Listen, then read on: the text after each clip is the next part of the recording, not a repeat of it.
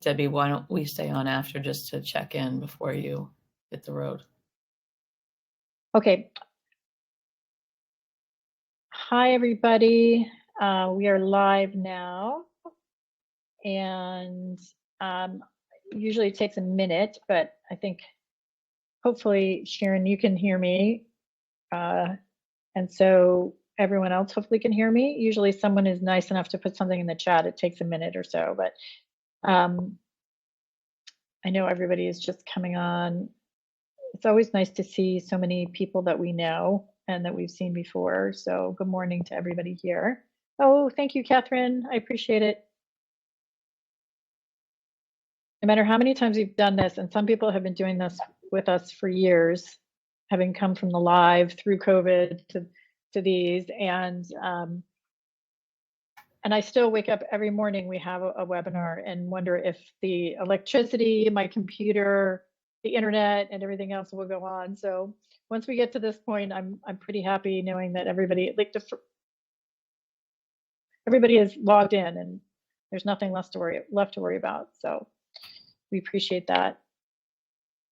Oh, you have a little echo. Are you hearing echo, Dr. Saline? I am not. Okay. Okay. Well, we'll see if other people are. I'm not sure what to do about that. I'm sorry. Sorry, Joy. Sometimes logging off and on. Oh, thank you, Kathleen. Logging on and off might be able to help. It's 8:58, so we're going to go ahead and wait a couple more minutes. Oh, good. Chrome is always best. I don't know if you're already on Chrome, Joy. But I was telling Dr. Saline that I was orienting myself to her cards that I have out here, and one of the things that was so great, Dr. Saline, about the cards for me is that it was a little therapeutic just reading all the quotes. Because sometimes you feel so alone as a parent with 2 kids with ADHD, and so it's helpful to read them, to think, oh, okay, I'm not the only one in my family, and I'm not the only family that is dealing with lack of self-control and need to build self-awareness and all the other things. So exactly. Well, I'm glad to hear that. I mean, you're so definitely not alone, and that's really part of what I'll be talking about today, and part of, you know, why you have this community. Yes, it is so true. A lot of times I've actually been on the phone with many of the people that are on here, and it is really cathartic for all of us, I think, to have the conversations and to hear about the things that are going on, and feeling as though we're really not alone for some reason. That's so helpful. So you just came back from travel, right? Yes, I was traveling quite a bit. I went in January to the APSARD conference, which is the, sort of the research end of ADHD, and that was interesting. And then I came home, and then I went to Vancouver and the Bay Area to do some work. Yes, well, maybe that's where you lost your voice. No, I had bronchitis. I had bronchitis when I arrived in. Unfortunately, when I arrived in Vancouver, so it's been an ongoing little thing here. Very lucky to know that sound like you're 90% of the way back. I'm 90% of the but way it is back. 9. So I see that it's 9 o'clock, and I know that the links or the attendees are still building, but we're going to go ahead and start. And I'm going to do a more formal introduction of you, Dr. Saline, here in a minute. But I did want to welcome everybody here. My name is Debbie Rosen, and I'm one of the 2 owners of Study Pro. Lindsay Toms is behind the scenes here, making sure everything's going well, and we'll share links or any information as necessary. We are an executive function and study skills center, and of course, are in the realm with Dr. Saline in terms of helping kids with executive function and being more successful in school and hopefully, of course, in life. And so these are all the types of things that we, of course, focus on. And we do have a center. I'm sitting in our homework center. We offer, I think, what we call really the strategies to help with the friction that students are seeing in school and in a number of ways with coaching with our homework center that builds executive function skills and with study skills course and coaching. We're actually launching math coaching, relaunching math coaching also next week. So we're excited about that. And we have these series that most of you know. We are especially excited about Dr. Saline today, and she'll tell you that I have been maybe the polite word is nagging. I don't know what the word is, but pursuing Dr. Saline, and we're so thrilled and honored that she's here today. We have a few more of these webinars coming up for the school year. This is the last 3 that will be coming, and of course we'll be sending out information. So if you're on here, then you know you'll be getting information on these upcoming webinars. The other thing and last thing we wanted to share is that we do professional development. We actually have, I think, quite a number, almost 30 folks that are coming tomorrow to professional development, and Lindsay will lead those, and we have these each month. So we encourage you, if you are a school counselor or work with students, to take a look at this, and obviously this is the QR code. So with that, I am super excited to introduce Dr. Saline. I know that for me, I guess I was first introduced to you in a lot of the work that you did for Attitude Magazine and a number of the ADHD conferences that I went to and hearing you speak. So you do speak, of course, internationally. And of course, you've written the book, What Your ADHD Child Wishes You Knew, which is, for me, something I am always trying to learn more and more about and remind myself. And then, as I mentioned before, the ADHD Solution Deck. I'll just mention very quickly that how when you're reading these, I think it's exceptionally helpful because they're in bite-sized chunks and they give a lot of great strategies and ideas that I think are pretty inspirational. And so I will stop sharing while you're starting to share. And also note that we are recording this, and so you will have an email from me afterwards with how you can see the recording and view the slides, as well as any resources that Dr. Saline will share. So with that, you can go ahead and share your screen if you'd like. Okay. And I think we can, and we will take some questions if there are questions that pop up, but we are definitely going to have a few minutes extra. Dr. Saline was kind enough to say she would stay if you do have some questions afterwards. Fantastic. Thank you for the lovely introduction, Debbie. Welcome everyone to What Kids with ADHD Wish You Knew and How You Can Help. I'm so glad to be here, and thank you for the Study Pro for sponsoring this session. I'm going to dive in because I have a lot to cover and I want to make sure that there's time for questions. First of all, I would like to apologize. My voice is a little scratchy as I've been traveling. So thank you for your patience with that. So let's start with what kids are actually telling us about their experiences. And what they're telling us is, Anya, age 13, I'm good with my imagination. Sometimes I think of something and then I think of something else, and then I am way away from the first thing. Tyrone, age 14, says, not being able to focus when you want to. Really, I get distracted easily. People talking, looking at something, I would just daydream off into it. Like if I see it start snowing, I'll look at the snow, just something that catches my attention. Layla, age 17, says, I haven't been succeeding at school and life, and I expect myself to succeed. I worry all the time about stuff. It's a constant state of my head being just above water. And lastly, we have Jessie. Jessie says, with my parents, it's like, stop nagging me. You're giving me such a hard time and making me feel like crap about myself. I had to substitute the word there. If I have homework for math, but it's not due until Thursday, I'll be like, oh, I don't want to do that because I have till Thursday to do it. But they want me to do it ahead of time. So I end up yelling at them to leave me alone. I want to say that I've geared this talk to, middle school and high school parents, as I think those are mostly the population that you work with, Debbie. But there might be some things here. I think there are many things here that are relevant for elementary school students. And I have offered you a free downloadable gift in the chat, which I will put in again. And this gift, it does have pictures of a younger family. So I apologize for that. I didn't get a chance to change the photo, but it's completely relevant to you.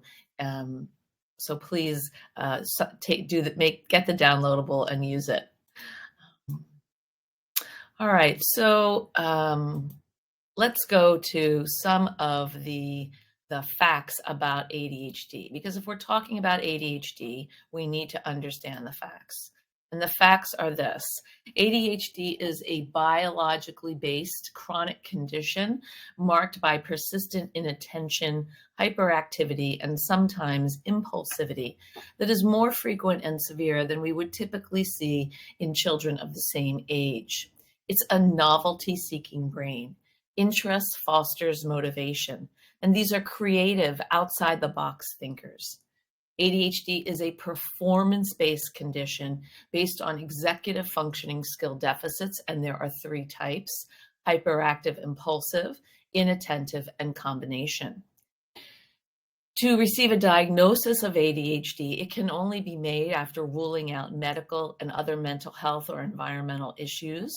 Often symptoms will include fidgeting, restlessness, being easily distracted, difficulty following instructions, not appearing to listen, often losing things, excessive talking, organizational difficulties, perhaps a poor attention to detail, or what I like to call frequency of going off into the drift. So sort of there can be a kind of a fogginess sometimes, or a spaciness.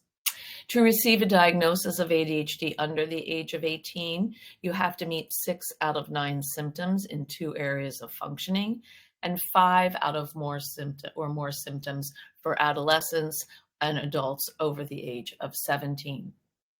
A strong personal interest in something, or a belief that something bad will happen immediately if the task can't be completed, will be motivating for these kids. An inconsistency in motivation is one of the most confusing aspects of ADHD, both for people who have it and for people who live and work with them. And this inconsistency naturally increases anxiety.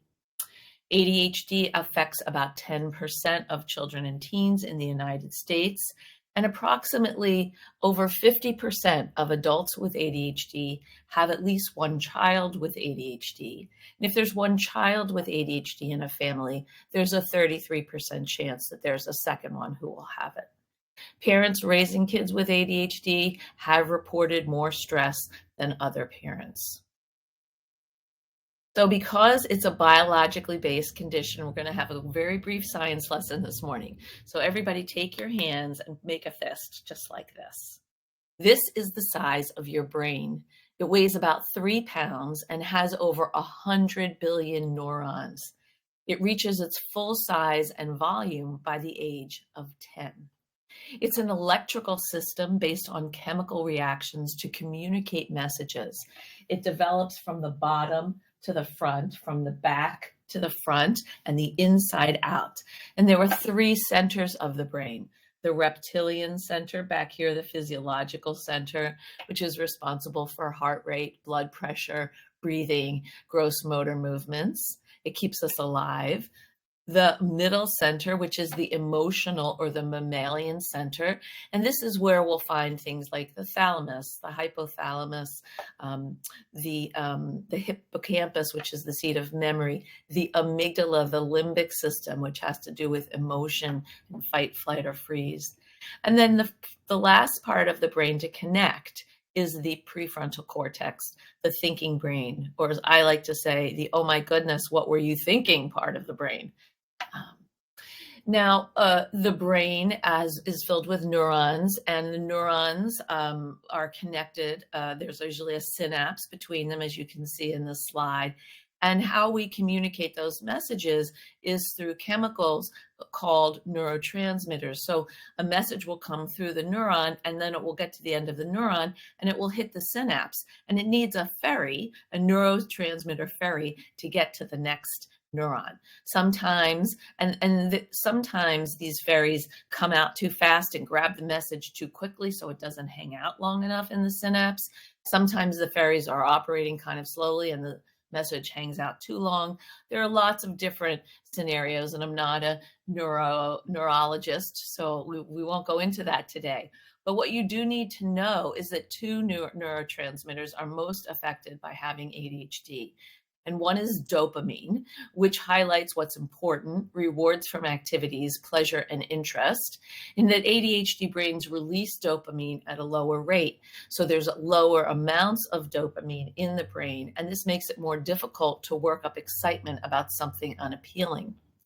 Norepinephrine is the other neurotransmitter that is a dominant the neurotransmitter is dominant in having ADHD, and there are lower amounts of norepinephrine in the brain as well, and it's associated with sleep and alertness in the cerebellum. And reduced norepinephrine is associated with inattention, drowsiness, and sleep. There are also parts of the brain that are found to be smaller in people with ADHD. The corpus callosum, which connects the left and right hemispheres, facilitates creative thinking and problem solving, the integration of details and processing of complex information can be found to be smaller. This part of the brain right here, which is correlated with decreased degrees of management of inhibition and attention in children and teens. This can be smaller. Sometimes the hippocampus, the memory center, can be smaller. Sometimes the amygdala is smaller. I'm not saying that's true with your child. I'm just giving general information. Now, according to the Center for Disease Control, and despite findings from numerous studies to the contrary, that cognitive behavioral therapy and medication combined produce the long-lasting effective results. Studies have found, particularly one study, many studies, but the latest one is by George DuPaul out of Lehigh University. And he found that 62% of kids with ADHD were receiving medication, but only 47% were receiving behavioral interventions. And these behavioral interventions decreased with age. So they were higher for the group from ages 6 to 11 and lower, slightly lower for the group from ages 12 to 17. And this is really important because pills don't teach skills. Medication is a catalyst for learning and retaining skills, and medication can facilitate more effective release and reuptake of those key neurotransmitters. Side effects of medication are idiosyncratic, and choosing to use medication is a very personal decision. And if you're thinking about it, I would really encourage you to talk to people who know, and that would be your primary care provider or a psychiatrist, or sometimes a neurologist. Medications can help people distinguish between who they are and ADHD symptoms. Medications will reduce the chances of substance abuse because it reduces the need to self-medicate. And this was repeated to me over and over at that recent research conference I went to. The side effects to consider without taking medication are years of failure, underachievement, and troubled relationships. So I advise families to ask these two questions. What is the risk of taking medications? And what is the risk of not taking medication? ADHD, as we know, rarely travels alone. About 2/3 of kids with current ADHD have at least one co-occurring condition. Often behavioral or conduct problems are the most common at about 52%, followed by anxiety, closer to 34%, depression, somewhere between 16 and 30%, and sensory integration issues, about 10 to 20%, autism, about 14%. And I want to say something about this. If a child's primary diagnosis is ADHD and their secondary diagnosis is ASD, usually what would be formerly Asperger's, so level 1 ASD, those are about 14%. But if a child's primary diagnosis is ASD, about 50% of those kids show signs or have a diagnosis of ADHD. 70% of kids with ADHD have a learning disability. And I use the word disability instead of difference because disability is the word that gets services. And about we see a number of kids with who are twice exceptional, about 0.5% of the child population.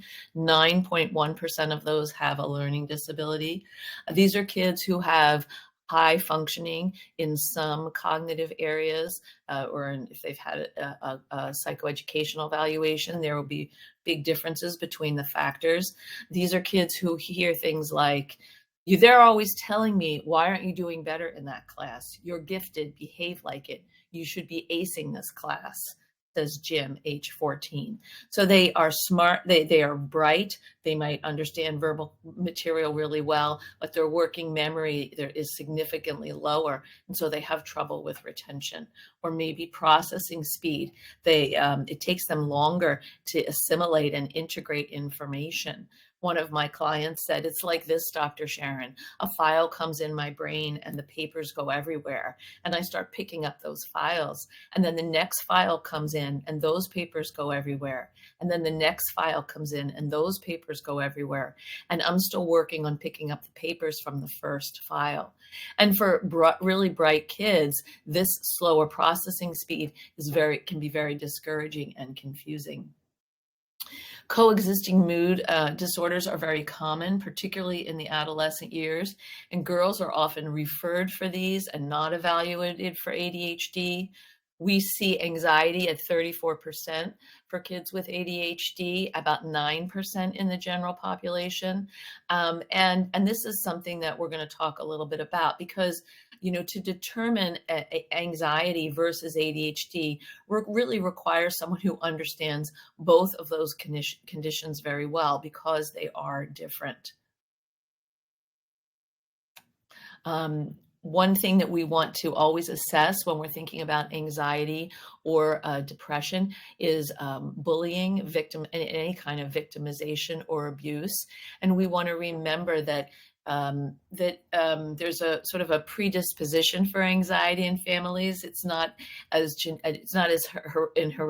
inherited as depression, but anxiety does run in families. And depression we'll see often is with exposure to repeated social or emotional distress, and untreated anxiety can lead to depression. Suicidality is twice as high in adolescents with ADHD, often marked as anger or isolation. Now, if we are talking about ADHD and, let us say even neurodivergence, because these all travel together, executive functioning skills, which you're well aware of, is where everything comes together. So the executive functioning skills that are here are the command center of the brain. They connect, prioritize, and integrate cognitive functions moment by moment. And it's a term used to describe the directive capacities of the brain. So we want to imagine, instead of one conductor in front of an entire orchestra, that there are a series of conductors who are working together to create music from that orchestra. Somebody's conducting the wind section, somebody's conducting percussion, somebody's conducting the strings. And they're in contact with each other, and they are helping us hear the music that we get to listen to in the orchestra. But instead of music, it's it's an orchestra of thoughts, feelings, and actions. So executive functioning skills integrate memory with what we see and think about right now. They're responsible for self-regulation. When you're tired, when you're stressed, your weakest executive functioning skills are hit first. Everybody with ADHD has significant executive functioning challenges that are severe and are impacting their daily life. And ADHD is on a spectrum. You can have mild ADHD, you can have severe ADHD. It's not like I'm pregnant or I'm not pregnant. It's more like, in a way, like diabetes.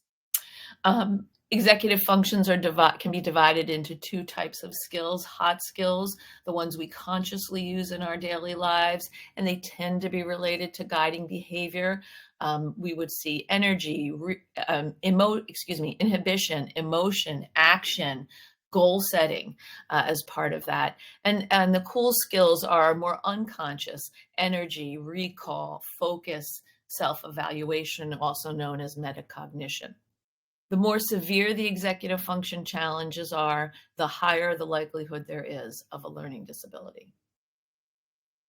So let's run our first poll. Debbie, can you launch the first poll, please?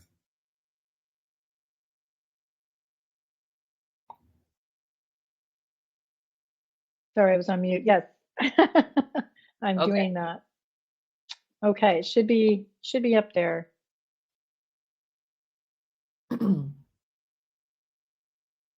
Okay, I don't see it, but that doesn't matter because I can read it to you. I know what it is.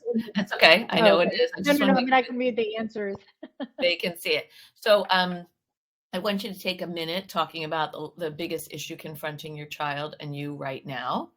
Maybe it's a lack of cooperation, managing screens, etc. And I'm going to keep going. And then Debbie, when the poll seems to be completed, would you just launch the results and let me know what they are? I'd like to know what the top 3 answers are. Thank you. So Looks like we have those if you want me to share. Sure. Yes. Okay, so it looks like the top 3 answers are struggling with motivation and procrastination, completing homework or chores in a timely fashion. And then I'm looking to see, I think there may be a tie almost with the rest, to be honest. Maybe lack of cooperation, managing screens, increased anxiety. They're all kind of the same. So lack of cooperation 14, 12. lack of cooperation is number 1, and number 2 was Well, number 1 was struggling with motivation and procrastination. oh, Then okay. it's completing homework is number 2. Okay. Number 3 is by a hair is lack of cooperation. Okay. All right. Got it. Thank you. All right, let's move on. So let's talk a little bit about boys with ADHD. So hyperactivity is more common in boys, but it's not their only symptom of ADHD. And they tend to be identified earlier because of this hyperactivity or impulsivity or even their own inattention. They can often might be more physical. They might show difficulty managing frustration, be less interested in fairness than winning, increased aggression towards others, and perhaps not as concerned about the consequences of their actions. There's a danger of missing ADHD in boys by dismissing problematic behaviors as boys will be boys. And in an activity-oriented social world, ADHD traits like risk-taking and aggression can be viewed in a positive manner. There's also a danger of missing inattentive ADHD in boys because they are drawing less attention to themselves and they are, basically drifting more, or what we sometimes call spacing out. One thing about boys with ADHD is that they relate more through shared activities, which makes difficulties in verbal expression or reading social cues less pronounced. These are boys that might like to clown around and get positive feedback for being zany or creative. So I'd like you to meet Mateo. And hold on a second. Sorry. He's sharing some of the things that frustrate him about himself. He's a middle schooler. What are 3 things that frustrate you about yourself?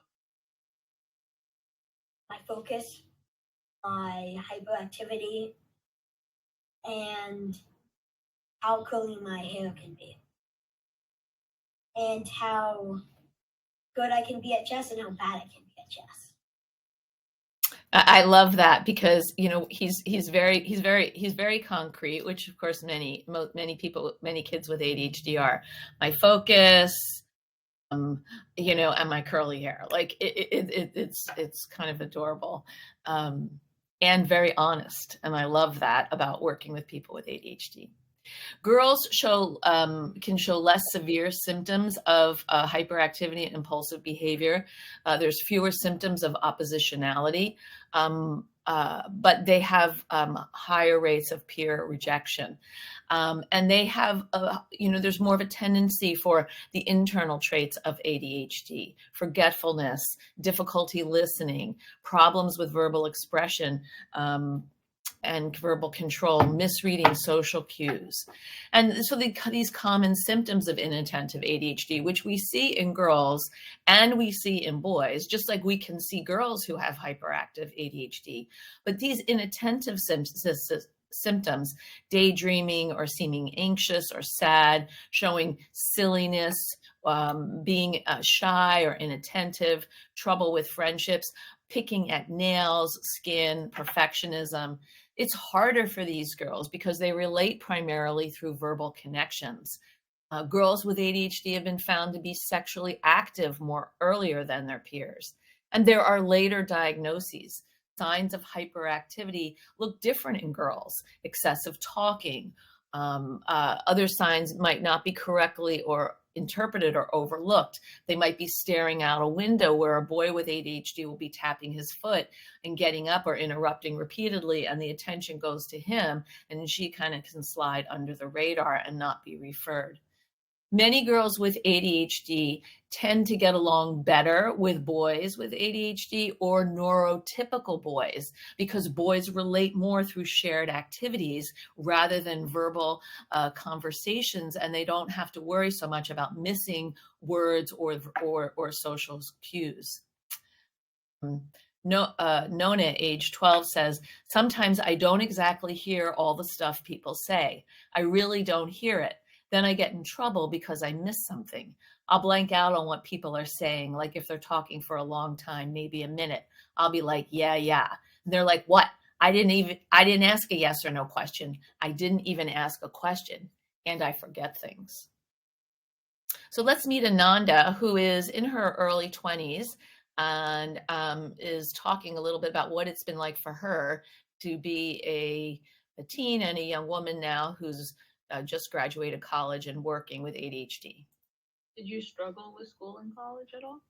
Like massively. Yeah, I struggled a lot. I did well like in my freshman year kind of, but then like it went really downhill my sophomore and junior year. Mm-hmm. And surprisingly, like my grades only picked back up starting in COVID. So mm-hmm. What do you think contributed to it going downhill, and what does downhill mean exactly? Well, it started going downhill because I was like a lot of anxiety and depression in college. Again, because the pressures of keeping everything up and living on my own and having to be a lot more responsible for myself, and friendships and drama. So that made me really depressed, I think. And so I would stop going to classes. I'd be failing exams and not turning in homeworks. And so obviously I failed a bunch of classes. I had to retake some of them over the summer or the next semester. The only reason I graduated in 4 years and not taking any extra semesters was because of summer classes. So it was pretty rough. How did your parents respond when that was going on? They honestly didn't know my grades. I would never tell them. Yeah, because I didn't need them knowing how bad it really was, because I didn't want them to bring it up later. And I'd feel like if I was vulnerable about that and I told them how bad it really was, they would be supportive in the moment, but another time it would be used against me, and I didn't want that. Mm-hmm. Used against you in what way? they'll say like, oh, like we can't let you live in the dorms because you're doing so bad in classes and we have to like monitor that, or like, oh, this you're doing so bad in classes, that's why we can't like let you do this or something like that.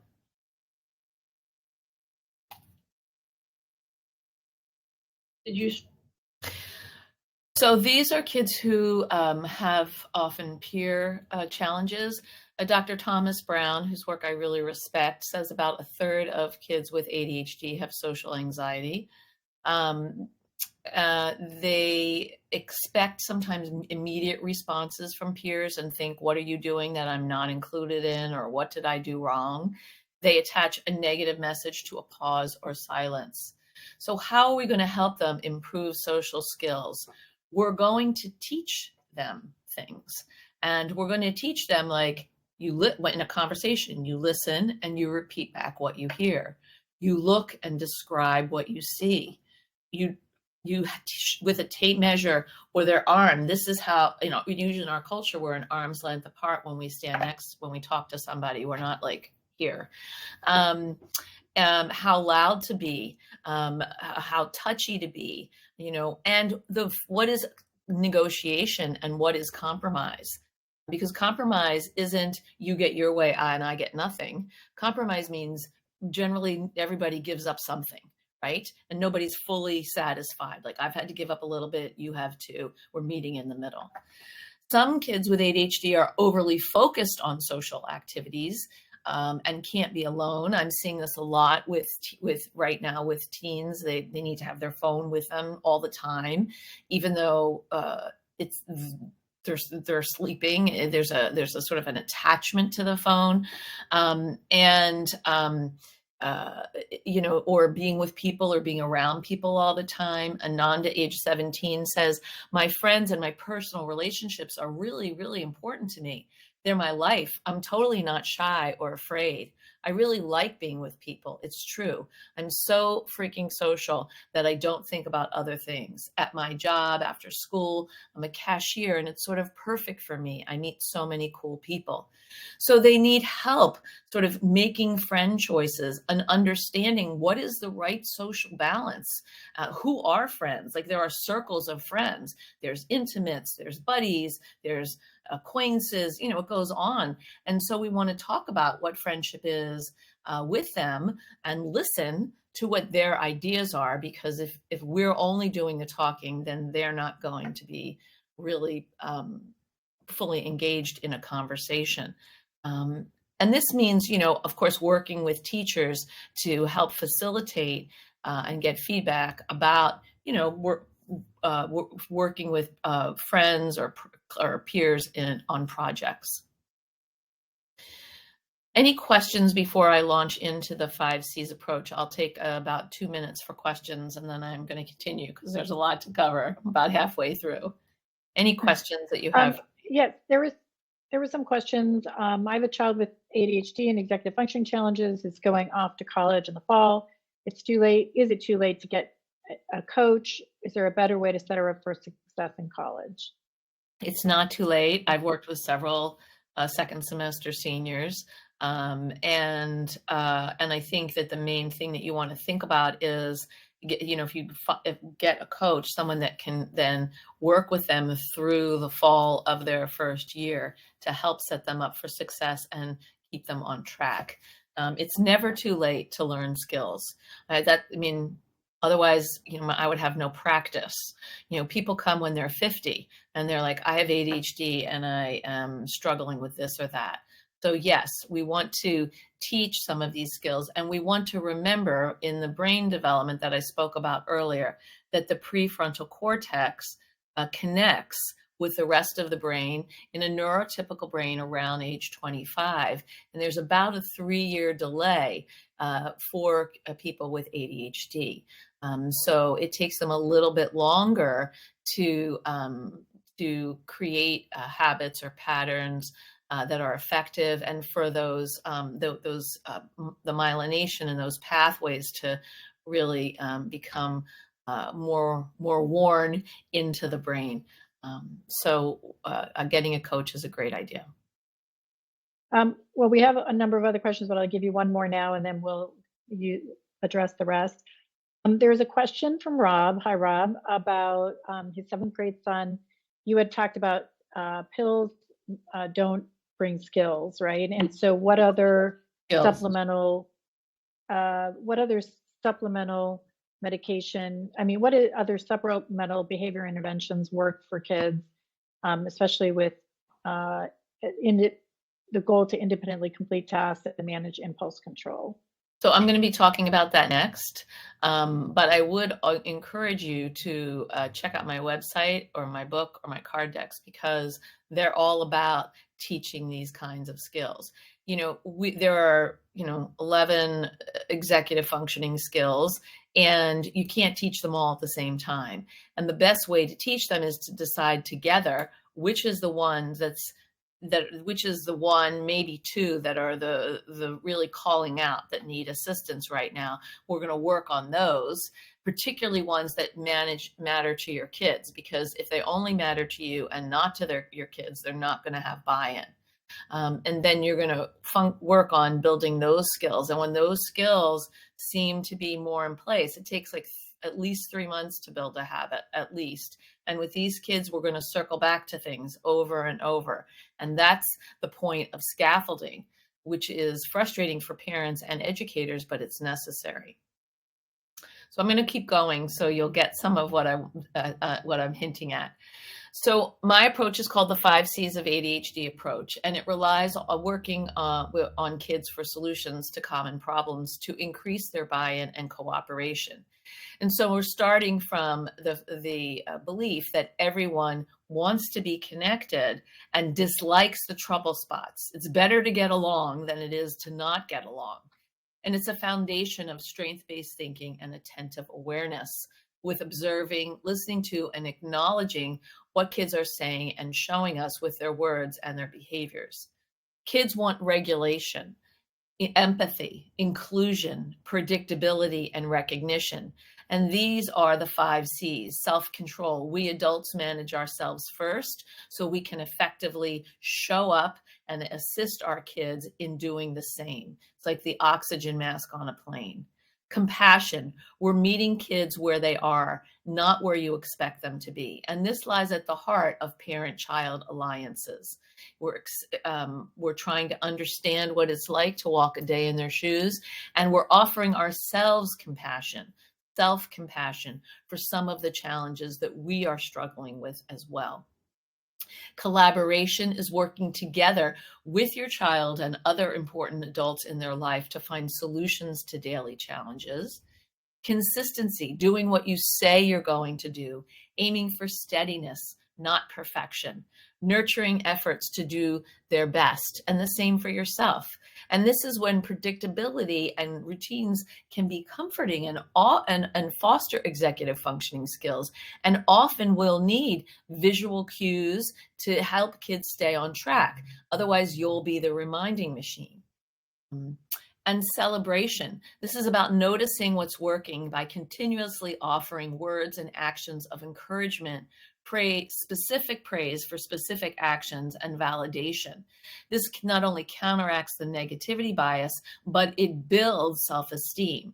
And Dr. Barbara Fredrickson and her colleagues at the University of Pennsylvania around in the early aughts, 2010 or so, did a lot of research on positivity and happiness, and they found that the ideal positivity ratio is 3-to-1. John Gottman's also done research on this in couples, and he's found that the ideal positivity ratio in couples is 5-to-1.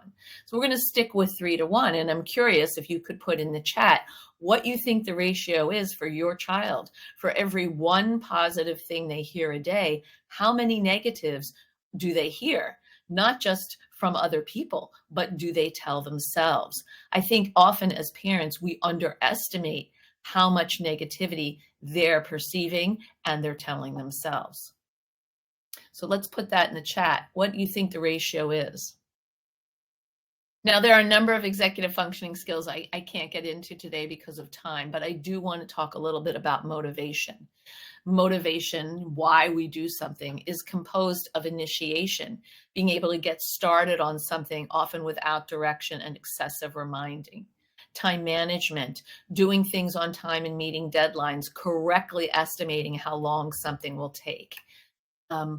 Time management and initiation work together in terms of, sort of creating procrastination and overcoming it. Organization and prioritizing. Where's your stuff? How do you keep track of it? And how do you decide what's most pressing to do? Sustained attention, managing attention and resisting distractions when faced with a task. Goal-oriented persistence, setting a goal, staying focused on it, on returning to it over time. And finally, focus, the spotlight of your attention. Focus is a dynamic process of choosing what is critical to notice or recall. We improve focus by noticing where it is. Most people with ADHD do not notice when they head off into the drift. They notice when they come back from the drift. The teacher calls the name, you call their name, and then they're sort of lost. And they don't know exactly what's going on. Kind of like that quote from the girl that I said earlier that, someone's called, she said, she's spacing out in a conversation and then she says, yeah, to try to participate. And people are like, we didn't even ask a question. So we have to teach our kids how to cope when they return from the drift. Motivating students with ADHD to do the tough stuff means interest stimulates motivation. They have to be interested in it in some way. And there are two types of interest: extrinsic motivation, which is an outside request, reward, or responsibility that depends on achieving a goal. You turn in your permission form for a field trip on Friday, or you can't go on Monday. An intrinsic motivation, striving towards a goal for personal satisfaction or accomplishment. You want to run 3 miles, or you make the next level on a computer game. When a task is fundamentally unrewarding or uninteresting, whether it's homework, cleaning the litter box, doing the dishes, for everybody, there's lower amounts of dopamine because there's less excitement about doing it. For kids with ADHD, they're at a double dopamine deficit. It's naturally a lower amount because it's not an interesting task. And on top of that, they already have lower amounts of dopamine. So we have to use external incentives or rewards to encourage them until the satisfaction of doing a task, the inherent satisfaction, kicks in the late teens, early 20s on a regular basis. This means that we're teaching them to put the have-tos before the want-tos. When kids are unmotivated, they often expect failure. They've given up on themselves because they've received a message from adults that adults have given up on them, or adults have been unable to help them, so therefore they're unhelpable, they're broken, or they don't understand them, so there's something fundamentally wrong with them. So this is why we're going to start small with motivation, because we're looking for small wins. I think it's essential that I note, and you notice that how anxiety affects learning. Anxiety disorders are problems related to fears and worries. They differ based on the focus of a person's worry. Anxiety is about safety and security. It wants to make uncomfortable feelings and uncertainty go away immediately. Anxiety makes things seem worse than they are, with distorted thinking and exaggerated emotions. Anxiety reflects all or nothing thinking and a negative expectancy. It's an I can't versus let's try and see what happens. It's a fixed mindset versus a growth mindset. For us, it's the reaction to the worry that we want to start to pay attention to, not eliminating it. People are going to worry. People are going to have anxiety. We are naturally wired for this. It's how we lived in the jungle and survived. So we want to sort of step back and see how our kids' anxiety is operating instead of reacting to its fearful demands. What's the pattern of the anxiety? And we want to help them identify bodily signals related to anxiety. So think about yourself. When you're feeling worried about something, you have a signal in your body. Maybe there's a knot in your stomach, or your chest gets tight, or you start perspiring, that's a sign that anxiety is on the horizon and worry is present. So if you can put that in the chat, what are some of the things that that are signs that you're starting to feel anxious? In order to reduce anxiety, we want to rely on probability. Kids love this. Mindfulness that's practiced outside of the moment of the intense emotion. So that would mean practicing different breathing techniques, maybe when you sit down at the table for dinner or before you go to bed. Talking about the worst case scenario. Okay, if this terrible thing happens, what would happen then next? Could you deal with that? And what would happen next? Could we deal with that? Or the best case scenario, which is really hard for a lot of people to think about when you're anxious. We're wired for anxiety. What could go right? What could you enjoy? And of course, setting up routines has some predictability and comfort, which reduces anxiety. So we're going to run through some of these executive functioning skills, impulse and emotional control. We want to increase the amount of time between the impulse and the action, and that this reactivity is kind of related to stress and the amygdala hijack. Rex says, when I'm mad, it's like a huge tidal wave. I'm doing fine, and then pow, suddenly I'm struggling to keep my head above water. Kayla says, there are bubbles inside of me like a volcano that are ready to explode at all times. So we want to help them notice their reactions. We want to use my stop, think, act, recover method, which is you take a pre-planned pause, you come back together to think about what's the next right thing to do to move forward. You do that thing, and then you have space to recover. An hour, 2 hours, 3 hours, maybe the next day is when you circle back and you discuss what could have happened differently? How could we do something alternative in the next time this is happening? And whatever plan you make, you create a non-cooperation clause. In improving initiation, we're going to break down assignments. There's no other way to do this, but we want to work with a child or a teen's innate desire for mastery and independence. They really want to do things on their own, and many kids with ADHD are ashamed to ask for help. They don't like it, and it's embarrassing for them. They don't want to be a bother. They don't want other people to know they're struggling. So we want to chunk things down. We want to check on their progress. And we want to remember PINCH, which I've renamed a little bit. It's play, interest, novelty, consistency, and happiness, right? So it's because when you're happy, you're more likely to do something. So play, interest, novelty, consistency, and happiness. To reduce procrastination, but we're going to talk briefly about this here. There are 3 types of procrastination. Perfectionism, you got to get it right. That can be motivating. It can also be debilitating because it's never quite right enough to turn in. Avoidance, the task seems huge. You don't know where to start. You don't see the end in sight. You've failed at this before. You're just going to give up. And productive procrastination, which is doing other things instead of the task itself. So it's a delay tactic that feels good. Sharpening pencils, cleaning up your desk, maybe you throw in a load of laundry and run the dishwasher before you work on your project. We each have different styles of procrastination. Could you put in the chat which one is yours? Are you a perfectionist? Are you an avoidant? Are you productive?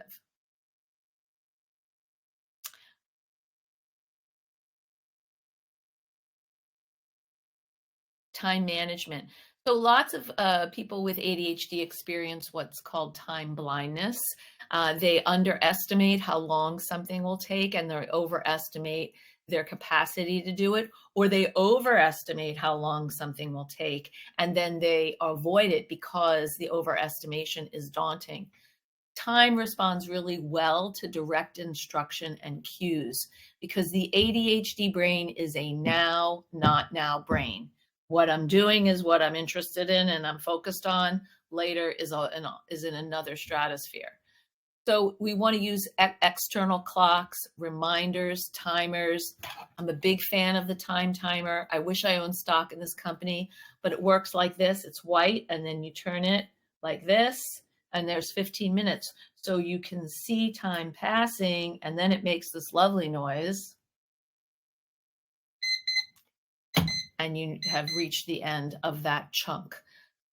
Kids need to see time move, which is why analog is so important. Organization and prioritizing, these often go together and in hand with time management. They affect the allocation of time and the understanding of it, as well as how to use time for chores or assignments. We want to work with kids on managing their space and their stuff and using what I call self-smart systems. So how do they organize naturally? Is it by color? Is it by alphabet? Is it by function? Let's talk about that so we can make ordered lists to help guide them through the day and through their responsibilities.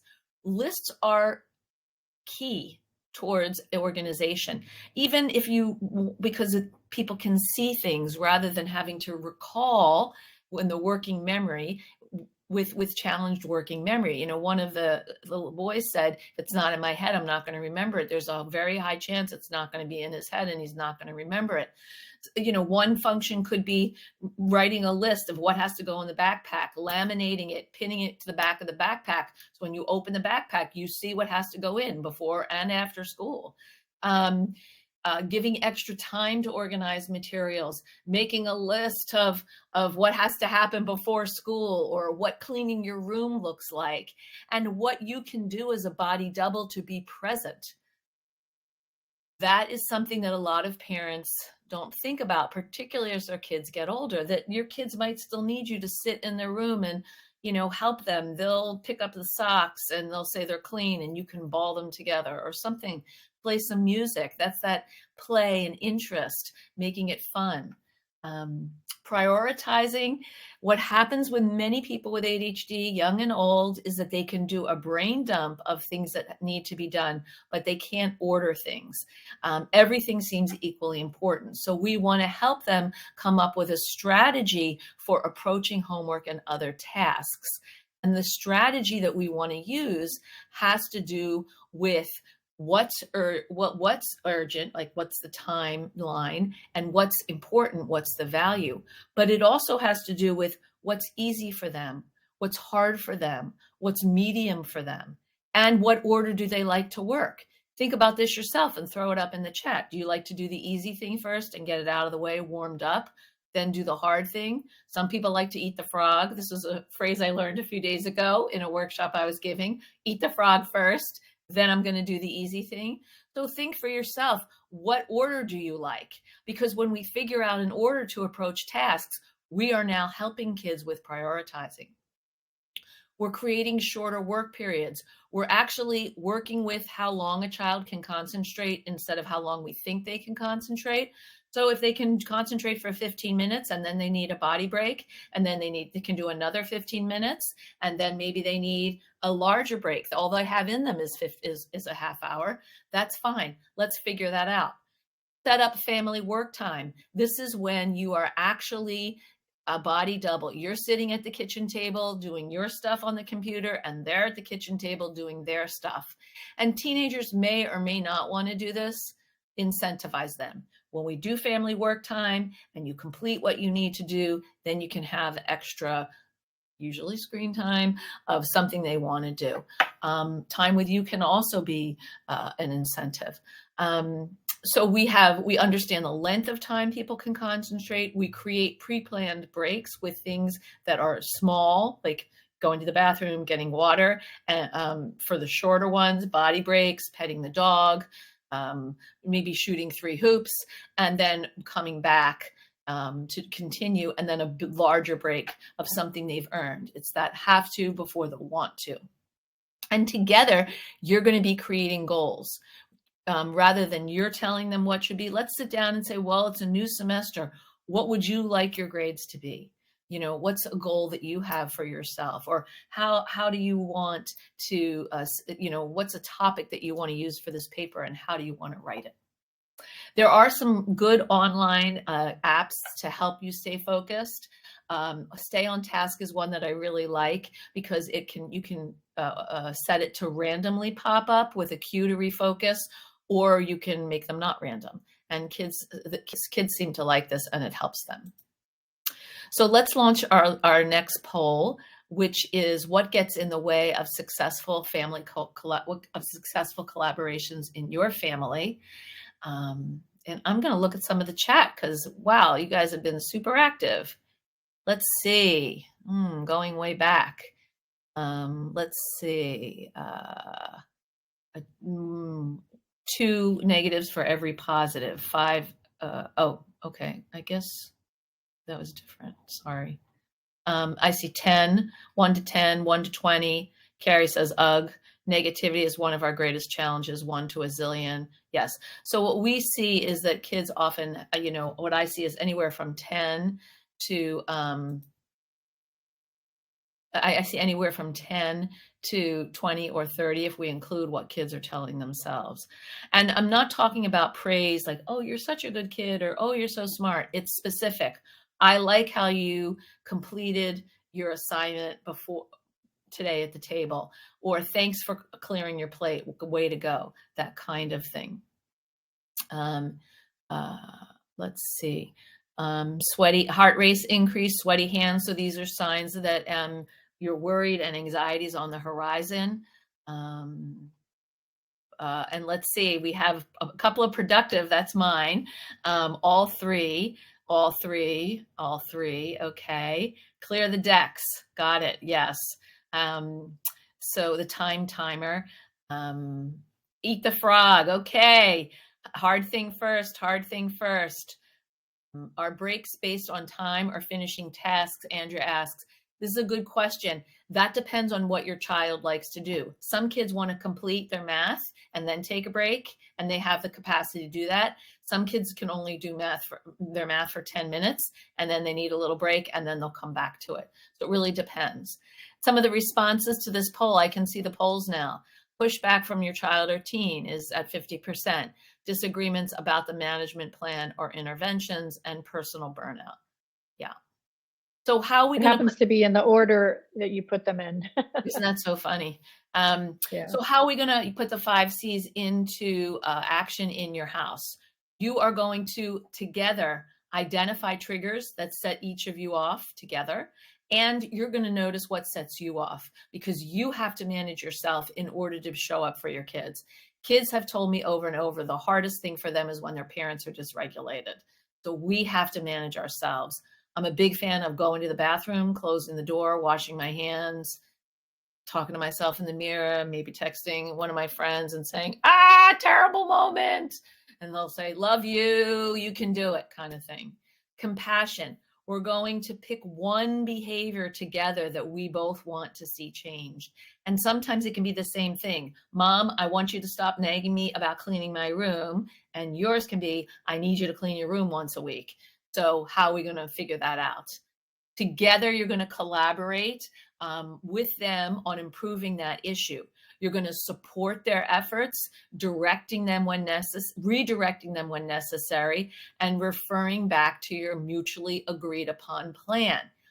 Keep scaffolding in place longer than you think. And when there's an accomplishment towards achieving a goal, even if it's not fully completed, we're going to notice that and validate that and celebrate that, because they're on their way, and this will encourage them to keep going. I'm a big fan of a weekly family meeting. I think this can be 10, 15 minutes where you talk about something that you're working on or something that's happened. You might want to tweak whatever system that you have and then move on. You can run the meeting. Sometimes teenagers feel like they can run the meeting, and let's see what happens. One of the biggest obstacles that I see is shame, a deep sense of shame about being different from peers, which starts early in life and continues well into adulthood. Sometimes it's obvious, Sometimes it's more hidden, but these are kids who often expect to hear negative comments, that 20 to 40 range. And it's easier to try. Here's the thing for kids. It's easier not to try and fail than to try and fail. Often, despite what you may see otherwise, there is a sense of low self-esteem, low self-confidence, and low self-worth. Scaffolding isn't about making excuses. It's about facilitating learning and making adjustment for ADHD challenges. There are things they do most of the time. Those are not the ones that maybe need as much scaffolding. It's the 50%ers where they need a lot of scaffolding. And the ones they hardly do at all, we're not going to pay so much attention to those because we really want to get something from that 50% down into the I've got this most of the time category. Then we can reach for something a little bit higher. Do more of what works and focus on one area of improvement. So we're going to walk away with these takeaways. We're going to see mistakes as learning opportunities. Resilience is the antidote for shame, anxiety, and low self-confidence. We want to build resilience. We want to help them tolerate the discomfort of not knowing and being uncomfortable and disappointed so that they learn how to bounce back from things. If you're someone who has never been disappointed and never had to be uncomfortable, could you put your name in the chat? Because I would really like to meet you. I've rarely met, I would say never met anyone who has not experienced that. Resilient people ask themselves, what could I do differently when problems arise, instead of blaming others or themselves? This is all about a growth mindset. Getting smarter through efforting and hard work, the use of strategies, and asking for help. Developing islands of competency, strengths, interests, finding charismatic adults. That might be you as a parent. It might be a teacher or a coach or a therapist, someone who believes in them. And there can be many of these. I hope there are. And developing that growth mindset, understanding that you get smarter, that you get more, you build skills through hard work, using effective strategies and help from others. We're acknowledging that there are vulnerabilities, but these are areas of improvement, not personal flaws. So I hope that you will stay connected with me. I'm going to take questions now. Again, this is your free gift. It's a downloadable that summarizes what I've talked about today, so please check it out. And I'm looking forward to, I'm going to make a copy of these comments so I can read them afterwards and send some responses to Debbie. And I'm looking forward to your questions. All right, so we have a number of questions. There were some, and it's good to know that we'll be able to respond to them afterwards because there are a lot. But I'm going to ask a quick one. You mentioned 9 to 10% of children in the teens in the U.S. have ADHD. Does that track with other developed countries? No, it's higher than it is in other developed countries, and mostly the reason for that has to do with the access to a diagnosis, the way people are diagnosed, and the availability of practitioners. Mm-hmm. Yes, I've heard that as well. So I know there were several questions. I'm going to try to I see one here. Lump them a little bit. I'm going to write this down. I'm going to ask Pinch. Play, interest, novelty, cooperation is good. I like that. Better than consistency. And happiness. Play, interest, novelty, cooperation, and happiness. Good working memory. There were several questions around resistance for help. One was about a daughter that's 18 years old in college, and one was about really having many hard times in getting resistance to doing almost anything in terms of coaching, support, etc.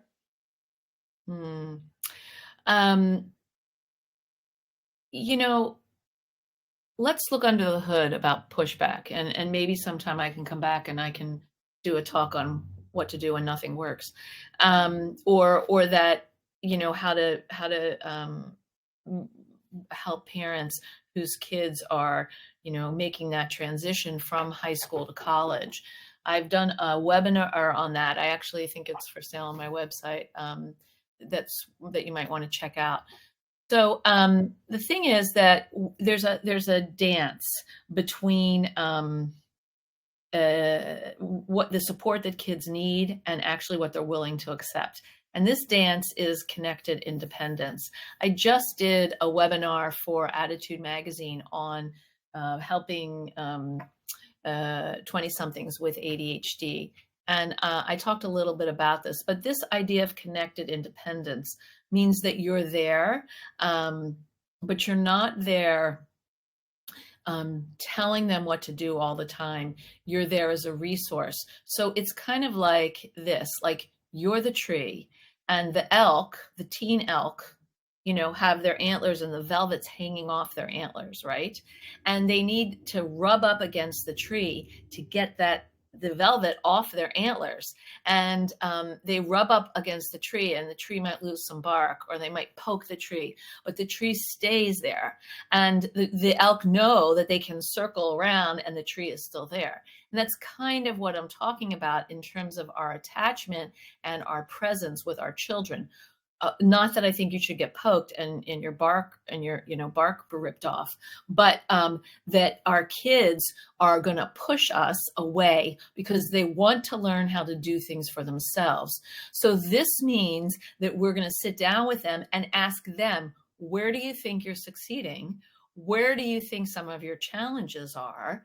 Which is a challenge that maybe needs more support or more scaffolding?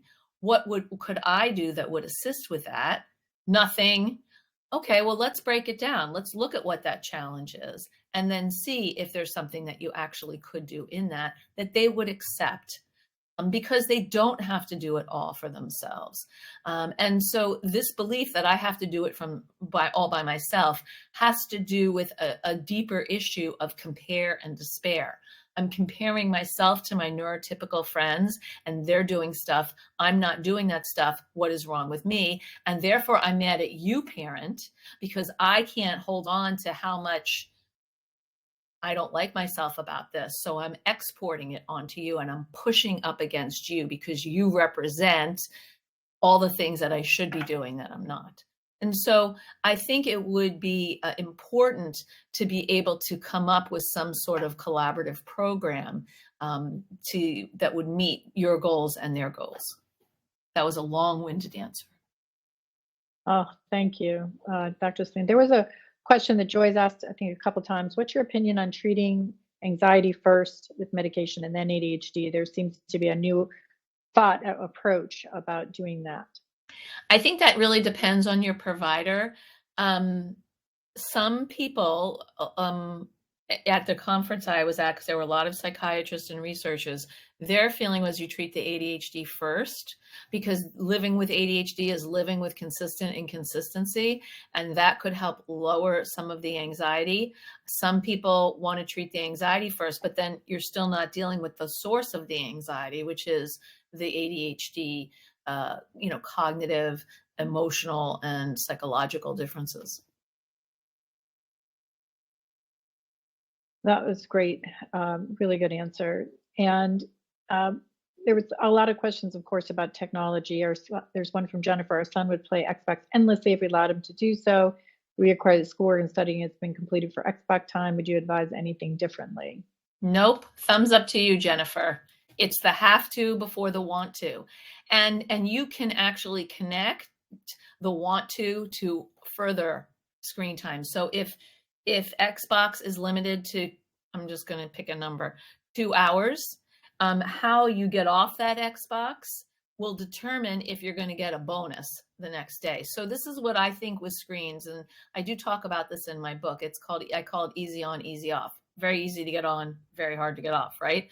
So easy on is you basically agree you have 2 hours of screen time that you earn when you finish, blah, blah, blah, blah.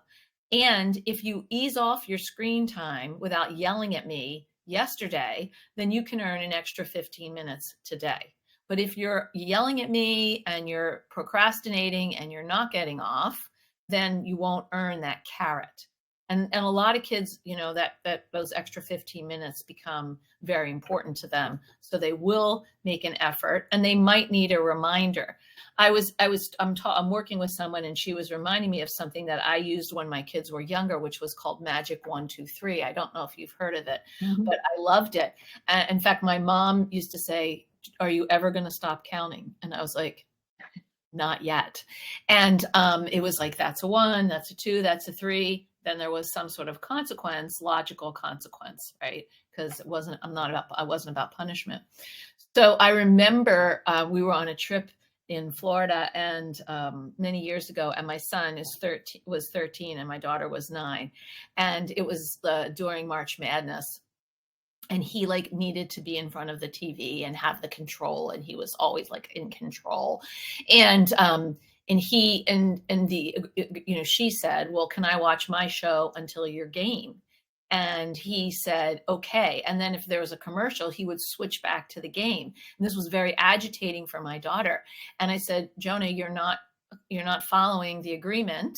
You need to follow the agreement." And he was like, yeah. And he kept doing it. And then I said to him, "I'm going to count to 3. And if you continue to do this, then I'm going to ask you to leave the room until your game comes, because you can't be in the room with your sister." And he did it again. And I started counting. And he was like, "I'm 13 and you're counting for me?" And I was like, "That's the 2. That I've already given you the 1. Now we're at 2, And so I don't know why, but it made me think about that. The have to first. What if the child rarely has homework or is dismissive of school work because they don't respect their teachers? The work is meaningless or busy work.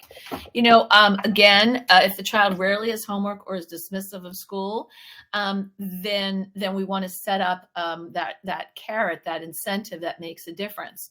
So I know you don't like school. I know you don't like your teacher, but this is important for something that doesn't seem important right now, for something later. And because, you're all about the now, I get it.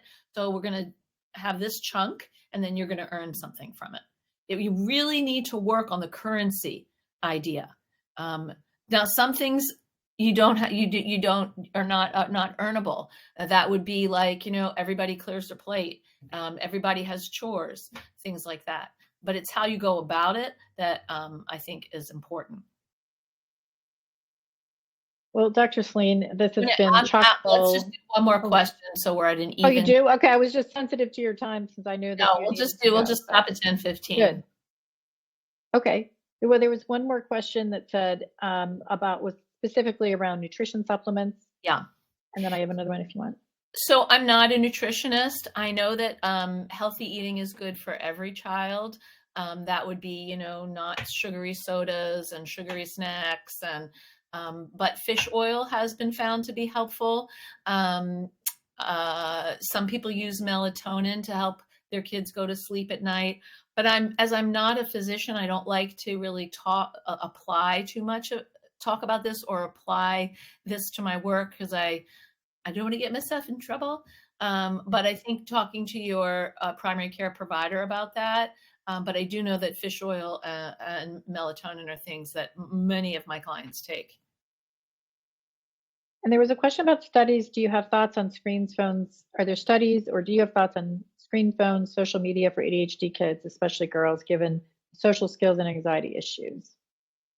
Yes, I have many thoughts, which I cannot say in 1 minute. But here's the thing. Kids who spend a lot of time on social media have increased rates of anxiety and depression. There's no question about that. Also, coming out of COVID, most children have a delay in their social skills. Many teachers feel like that they have 4th graders who actually are socially more like 2nd graders, or 10th graders who are more like 8th graders. So there was a loss, a significant loss I think that, in general, what we want to think about is what we're using the screens for, because screens are used for different things. They're used for school. We play on them. We shop on them. We might watch movies on them. We talk to friends, and all screens are not created equal. So you can separate out different types of screen time for your kids. So you can have gaming, you could have a YouTube or some TikTok videos, but you can decide what amounts of the free screen time, I like to call it, your kids can have and how they're going to use it. But it is important that you model your own screen. You model a relationship to your screens that you want your kids to have, because these are kids who will call out hypocrisy. If there's no phones at the table, then there's no phones at the table, including your phone, no phones at the table. And I would encourage you to come up with some times like that, because it's good for people to check out of their phones, to have no phones at dinner, or to have screen-free afternoon, we're going skiing, or maybe you might need your phones to communicate on the mountain, but we're going to go play mini golf and get some ice cream. We're going to take an hour or two and not have our phones and see what that's like, to have that. Most of the time that's hard to do, but beautiful stuff comes up when you connect with each other. I do encourage you to start with meals though, if you can. All righty.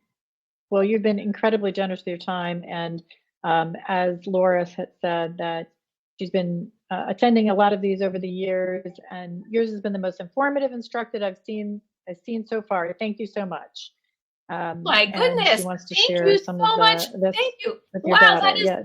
That's an incredible way to start the day. Thank you so much for saying that. I'm touched and honored. Really. Well, there's a lot of great conversations. So super helpful. Thank you for everybody who's on here.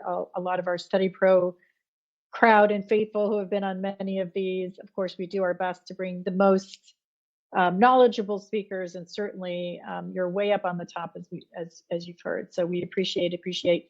Oh, so thank Dr. you. Saline, Thank you. This is so nice. Thank you. When I end this, we're all going to go. So I know you wanted a chapter after, so I'll tell the crowd. I'll give you a call, but I just want to thank everyone, and we will have the chat that I can share with you, so you can look through it at your leisure. And thank you, Courtney. Have a beautiful day. Thank you, Hope. Thanks, Joy. Thanks, everybody. Okay, see you guys later. Bye.